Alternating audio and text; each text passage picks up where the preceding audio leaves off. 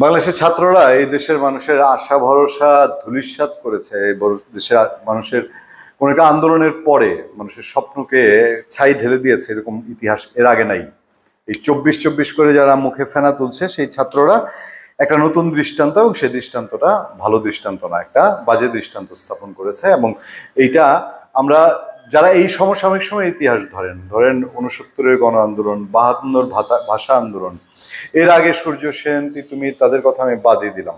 তারপর আপনি 71 পরবর্তী সময় আসেন, 90-এর আন্দোলন, বা আপনি এর পরও যদি ধরেন ছাত্রদের বিভিন্ন রকম দাবি দেওয়ার আন্দোলন হয়েছে। এই আন্দোলনের পরে আন্দোলনকে কচলায়া লেবু তিতা বানায়া মানুষ এই তিতা বিষাক্ত তিতা খাওয়ানোর কাজটা খুব সফলভাবে 24-এ যারা গণ আন্দোলনে মাঠে বুকে রক্ত দিয়েছে তারা না, যারা মোটামুটি টেকনিক খাটায় এটা নেতৃত্ব নিয়েছে তারা এটা বেশি করেছে কিনা আপনারা এটা বিবেচনা করবেন। এবং ভুয়া নানান রকম ইমোশন মানুষের উপর দিয়ে ইউজ করে তাদের নিজস্ব চিন্তা ভাবনা হাসিলের যে চেষ্টা, স্পষ্টত সার্জিস আলম বৈষম্যবিরোধী ছাত্র আন্দোলন হয়ে এখন এনসিপি জাতীয় নাগরিক পার্টির সে উত্তরাঞ্চলের সংগঠক বা সমন্বয়ক বা মুখপাত্র যাই বলেন, সেই ছেলে এখন বলছে যে তারা যা যা বলেছে, এই যে কি নতুন বন্দোবস্ত, এগুলো নাকি এখন হবে না।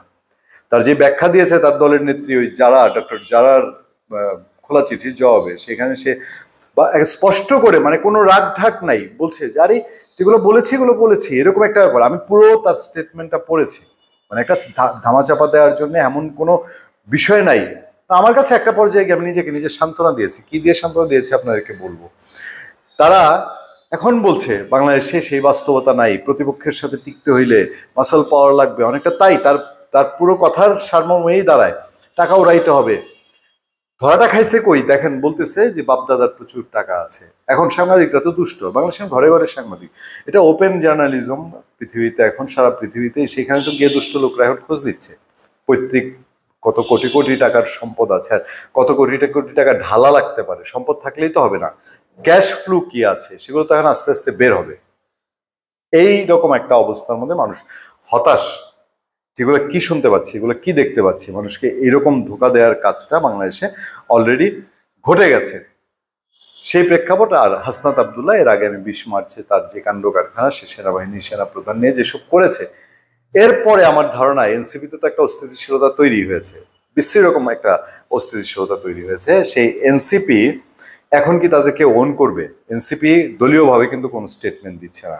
এনসিপিতে তো বিপদে ফেলেছে তারা। এই পর্যায়ে এসে নানান দিকে গুজব ছড়িয়ে যায় এনসিপি কি তাদেরকে বহিষ্কার করছে কিনা। না, এটা বোধহয় এই মুহূর্তে তাদের এনসিপির চিন্তা ভাবনায় থাকবে না, বা এনসিপি এটা করার জায়গায় আছে কিনা। কারণ হাসনাত, সার্জিস, এদেরকে তো তাদের লাগতে পারে। আমি আরো বিশদে এই বিষয়ে আলোচনায় যাব, আমি আপনাদেরকে জানাবো যে এই দুজনের এই কর্মকাণ্ড কেন কষ্টের, কেন কি। বাংলাদেশ সেনাবাহিনীর প্রধান জেনারেল ওয়াকারুজ্জামানের সঙ্গে 11 মার্চ হওয়া একটি বৈঠক নিয়ে জাতীয় নাগরিক পার্টি এনসিপির মুখ্য সংগঠক হাসান আবদুল্লাহ সার্জিস আলম ফেসবুকে বিভিন্ন পোস্ট করেন। এর পরিপ্রেক্ষিতে সম্প্রতি হাসনাত সার্জিসকে তাদের প্রাথমিক সদস্য পদ থেকে স্থায়ী বহিষ্কার করা হলো শীর্ষক দাবিতে একটি চিঠির ছবি সোশ্যাল মিডিয়ায় ছড়িয়ে পড়ে। পদ থেকে অব্যাহতি ও সদস্যপদ স্থগিত প্রসঙ্গে ছড়িয়ে পড়া ওই চিঠিতে বলা হয়, জাতীয় নাগরিক পার্টির এক জরুরি সিদ্ধান্ত মোতাবেক জাতীয় নাগরিক কমিটির মুখ্য সমন্বয়ক এই হাসনাত এবং সার্জিস তাদেরকে দেশপ্রেমিক সেনাবাহিনীর সাথে বৈরী সম্পর্ক তৈরি, পার্টিতে সিনিয়রদের সাথে বেয়াদবি, এক আধিপত্য, ছাত্রলীগের অতীত পশুত্বপনা, এখনো আচরণ থেকে না যাওয়া, ঘোড়া ডিঙিয়ে ঘাস খাওয়া সহ অগণিত কারণে এই দুইজনের স্বীয় পদ স্থগিত করা হলো এবং তাদের প্রাথমিক সদস্যপদ থেকে স্থায়ী বহিষ্কার করা হলো। এনসিপি সবাইকে এই দুজনের সাথে সাংগঠনিক সম্পর্ক না রাখার জরুরি নির্দেশ দেওয়া হলো। আমি কালের কণ্ঠের রিপোর্টটা থেকে তুলে ধরছি। পরে রিউমার স্ক্যানে দেখা গেছে, অনুসন্ধানে জানা যায় যে হাসান সার্জিসের ফেসবুক স্ট্যাটাস বিতর্কে জাতীয় নাগরিক পার্টির পক্ষ থেকে তাদের সদস্যপদ স্থগিত ও দল থেকে তাদের স্থায়ীভাবে বহিষ্কার করার দাবিটি সঠিক নয় এবং সংক্রান্ত চিঠি ভুয়া বলে জানিয়েছেন রাজনৈতিক দলটি। অনুসন্ধানে জাতীয় নাগরিক পার্টির ফেসবুক পেজে আলোচিত দাবির সপক্ষে কোনো প্রেস বিজ্ঞপ্তি, পোস্ট বা তথ্য পাওয়া যায়নি। আলোচিত চিঠিটি পর্যবেক্ষণ করে দেখা যায় এতে কয়েকটি ভিন্ন ফ্রন্ট ব্যবহার করা হয়েছে। আলোচিত বিজ্ঞপ্তিতে ব্যবহৃত ফ্রন্টের সাথে এনসিপি প্রচলিত সেগুলোর মনে নাই, মানে মিল নাই। যাই হোক, মোটামুটি যে এরকম হয়নি, কিন্তু আলোচনাটা যেখানে উঠেছে এই জায়গাটায় আমি শুধু একটা কথা বলি। সার্জিস যে মেসেজটা জাতিকে দিয়েছেন, যে ওই যে পাকাপোক্ত শেয়ানা রাজনীতিবিদ হয়ে উঠছেন তারা এখন, যে এগুলো হতেই পারে, এই যে কোটি কোটি টাকা খরচ, শত শত কোটি কোটি টাকা নির্বাচন করতে গেলে খরচ করতে হবে, তারপর লক্ষ লক্ষ টাকা একটা শোডাউনে খরচ করতে হবে, এগুলো শিখেছেন তো উনি ছাত্রলীগে ছিলেন। আমি ওই যে আগে বলছিলাম মনটাকে বুঝিয়েছি এই সান্ত্বনা দিয়ে। সার্জিস তো একসময় ছাত্রলীগে ছিলেন এবং 5 আগস্টের পরে এমন কোনো কথা শোনা যায়নি তিনি অন্য কোনো সংগঠনের হয়ে ছাত্রলীগে ছিলেন। তার দিক থেকে এমন কোনো ঝুঁকি রিস্ক শোনা যায়নি যে তাকে ছাত্রলীগ অন্য সংগঠনের কারণে বা তার ব্যাকগ্রাউন্ড, তার পরিবারের ব্যাকগ্রাউন্ড কারণে তাকে নির্যাতিত হয়েছে। মনে অনেক প্রশ্ন।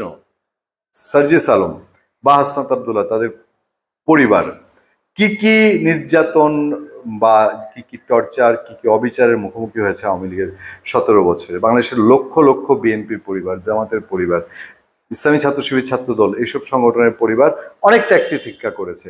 সার্জিস এবং হাসনাতের পরিবার কি করেছে? তো এই দিয়ে বুঝ দিয়েছি ছাত্রলীগের থেকে আওয়ামী লীগ সভাপতি শেখ হাসিনার বন্ধনায় সার্জিস একেবারে মুগ্ধ ছিলেন।